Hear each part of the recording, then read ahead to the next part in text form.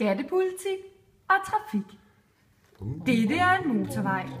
Disse biler kører alle 130 km i timen og overholder loven.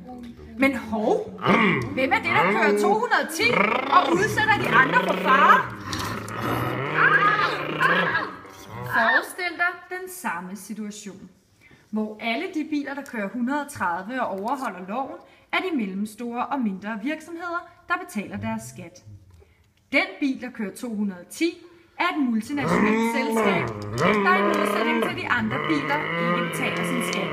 Lad os helt tilfældigt kalde den bil for IKEA. IKEA betaler ikke sin skat, men ræser ud af den motorvej, de andre biler har betalt for. IKEA ræser så hurtigt derudad, at flere af de andre bliver kørt af vejen. Det er fordi, de ikke kan hamle op med IKEAs selskabsskat på 0%. Men vent, der er ikke mere vej! Men tænk, hvis IKEA betaler skat. Vil vi så have både vej og slippe for at blive kørt af sporet?